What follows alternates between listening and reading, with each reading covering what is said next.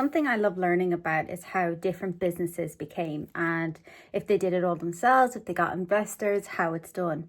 And the other day I saw this video and I'd seen it years ago as well. It's of Russell Brand at a Hugo Boss event. And he basically says, like, how amazing is it that Hugo Boss is and the Nazis did have flaws, but you sponsoring know, this they event did look fucking when fantastic. actually he designed the uniforms for Nazis. Now, I'm not sure if I can say that word on YouTube. I've seen some videos say it, but yeah, it's just so hard with all the guidelines. Anyway, so then it sent me down a whole rabbit hole of finding out about it. And I remember like watching videos and stuff on it before, but I really wanted to do like a deep dive and find out exactly how it came to be. Because if it's true, because there's so many different designer brands that are from that era of like World War II, and that all are in some way connected to Hitler. So I just really wanted to do a deep dive on Hugo Boss and see what his story is. I think I put way too much cream on. As always, in these videos, I'm going to be doing something. So I'm doing my makeup. Everything will be listed below that I'm using. I won't be talking about my makeup as I'm doing it. I just want something to do as I'm talking, because I don't think I can just talk to the camera. Although I think one day eventually I would like to be able to just sit there and talk to the camera and focus on that a bit more. But right now I'm just going into this. So the story begins in 1885 when Hugo Boss was born. That's his actual name. It's funny when I think about all these designer brands now, when you like look up about them, you realize like the person that made it, that's their name. And you just think like, whose name would be Hugo Boss now? With just, you know, the name Hugo, but the name Boss just doesn't seem, because there's no one in that lineage right now that carries that name. So it does make you think. So it was in Germany. He was born in Germany, and his parents, he grew up in like a textile town where a lot of like clothes and stuff are made, and his parents owned a small lingerie shop. So that's how he grew up in the industry of fashion and just learning everything about the fashion industry. There is a big blue bottle flying around my room and I know it's going to drive me crazy, so I really hope it leaves. So he grew up wanting to know about it, and obviously had worked in his parents' shop and stuff. So he ran that until the start of World War I, when he was drafted to serve his country. Some article says he stayed to the end, some say he didn't. So he did some work in World War I and then decided to come home, and he wanted to make his family's business a lot bigger than it was, and he decided that he wanted to create something more of his life. And I guess he probably grew up with parents that owned a business but maybe didn't live the most luxurious lifestyle, so he wanted to create something better for himself. In back, he decided he wanted to turn his family shop into a tailor's and go in that kind of direction. He already had the knowledge of textiles and that kind of industry and growing up in that town. So I figure he just realized he knew what he was kind of doing and what he wanted to get into. And he probably realized there was more money in that, in tailoring, than there was in lingerie. World War I was from 1914 to 1918. So at this time, Germany didn't win, so they had to pay a lot of money back to other countries like France, America, and the UK. In today's money, it would be $250 billion they had to pay back. And this is when the Roaring Twenties was happening in the likes of America, but Germany was severely, had a crash in its market because they were running out of money. Inflation was going crazy, everything was going up. And although his quality in his tailoring was really good, people couldn't justify spending the money on something that was so expensive when they couldn't even afford to feed their families. And I seen like articles of people just saying like how poor Germany actually was at that time was just crazy. So by this point, he had realized he needed to change something up. So he started making German police uniforms along with government officials, like suits and tailoring and everything. But things still weren't improving enough. He had to lay off a lot of his workforce, and he had to file for bankruptcy by 1931. Some of these dates are a bit hard to fully get correct. So I'm really sorry if any of the dates are like a couple of years off, because some articles were saying 31, some people were saying 29, but I've kind of gone with the number in the amount of articles and stories that had the most of that number. But then sometimes the next part of the story, the dates were kind of conflicting. So it's kind of around that era that it was happening. And this time, Germany was obviously in a really bad place financially, and they were kind of looking for someone to uplift the country. And here comes Adolf Hitler to save the day. I only put that in because it was in one of the articles, and I'm not sure if that article was a good or a bad one, but when I think it was like in commas. So because the country was in such turmoil financially and everything, they needed someone to stand up and say that they were going to fix everything, and it just turned out to be one of the worst people in history to actually do that. I'm in Germany, it was kind of like you're either with Hitler or you're not, and Hugo Boss realized that that people that were working alongside the Nazis, they would get government grants and would get support from the Nazi party to sustain their life. So it was either you went along with him or you didn't, and your life sucked. So he realized that he needed to obviously join the party and connect with high-ranking people so that he could get work out of it. So that's what he did do. He did connect. He did meet with high-ranking people. There is said that he had a photo of him and Hitler in his apartment at the time. Not, but it is said that in his apartment he did have a photo of himself and Hitler. So in some way he must have agreed what Hitler was doing if he did have the photo of him. But he did get the right connections and was able to get a contract so that he could design the uniforms. It first started off by he was designing the brown shirts, and then it went up to the whole uniforms. At the time of him going bankrupt as well, when he went bankrupt, he kept 6 sewing machines, and that's how he was able to start working on the uniforms and start designing them. But as he got a bigger contract, he was able to get loans and hire more people, and in turn of this, it was French and Polish slave workers. There was some articles that said that he did let his workers eat in canteens, but other businesses wouldn't because they just treated them like crap. But I don't know if that can still justify all the actions, because there still always is the case of that, well, your life was threatened and it was like you either work here as a slave labor or you go to a concentration camp. So I think having that over your head all day, whether or not your boss is nice or not, still is not okay, and there's no way justifying it.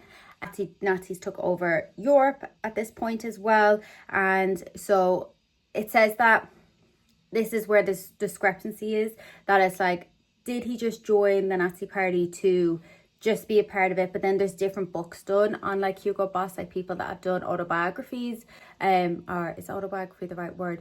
But they've like wrote about him, that he did have some paperwork that, or like journals and stuff that he wrote in that did suggest that he was obviously all for what the Nazis were doing.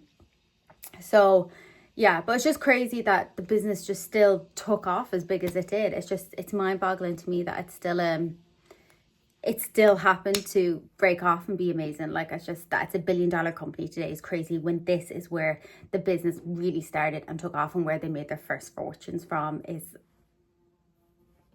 Nazis. Ended in 1945, and Hugo Boss was investigated, and I guess businesses that were part of Nazism, they were investigated and they were told they weren't allowed to own businesses, and so their businesses would have to shut down if they were part of the party at the time.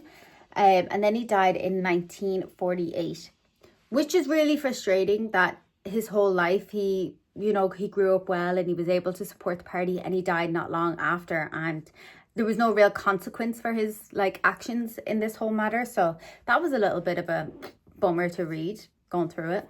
So he did have a family, and the next chapter of this is kind of just how they rebuilt Hugo Boss.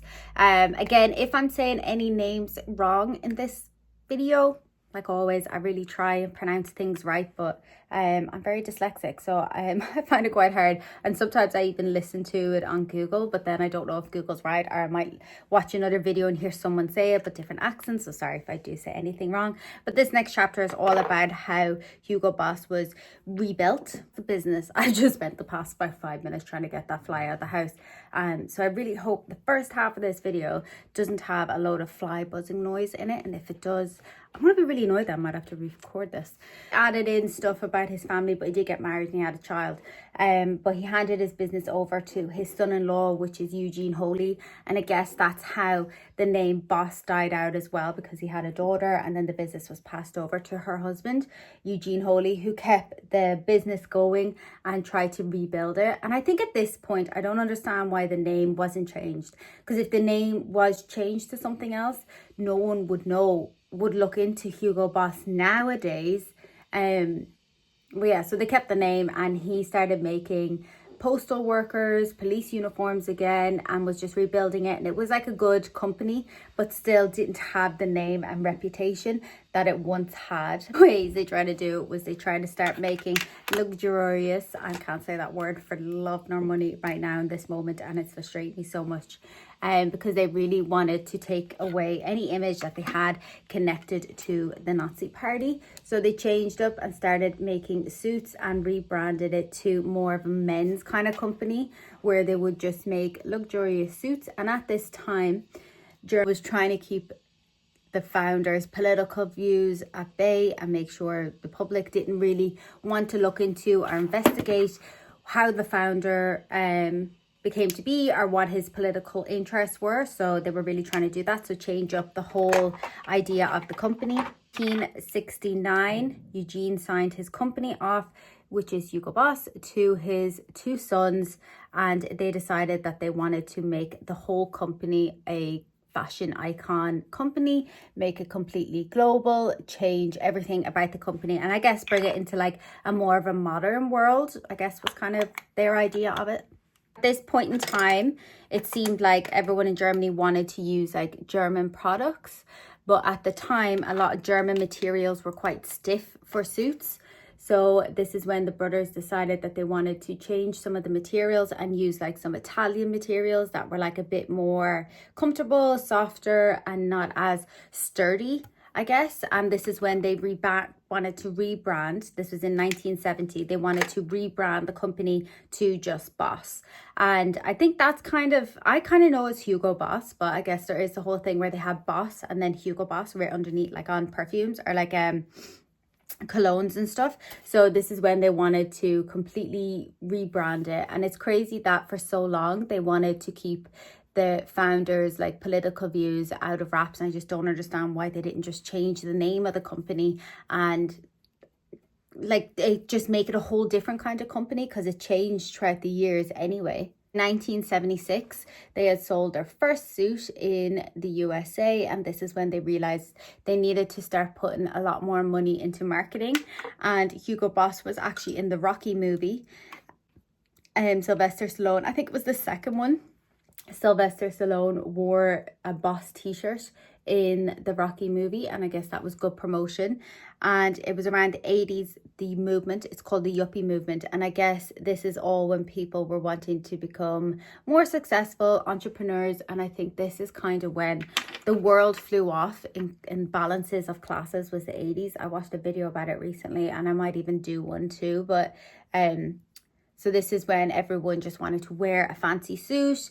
They wanted to be CEO. They wanted to be an entrepreneur, own their own business. This is when it was around the 80s when all that kind of happened. In 84, fragrance came out, which was Hugo Boss #1. And I guess most people will actually know what that looks like today, because it hasn't really changed. It's quite a staple in men's deodorant. I'm pretty sure a perfume, aftershave. Pretty sure like my fiance, he even wore that for a long time, because it was just such a staple. It was such a smell that everyone kind of liked. It had the masculine, but it was still enjoyable to wear. In 89 is when they sold majority of their stakes over to the Leighton House company, which, am I saying that right? Leighton House Group, which was a Japanese company. And the brothers could still be involved, but just not as much, as they didn't own majority stakes anymore. But then by 1993, the stocks went to half price. So the brothers sold at the perfect time, because they got like the most value for their money at the time, before like the economy crashed a little and all businesses were super affected by it. By this point, because obviously there was a bit of an economic crisis in the USA, people couldn't afford just luxury. So the brand was branched out into 3 different companies. Now, I know I'm going to botch this name, so I'm going to make sure as I'm saying it, it's up on the screen.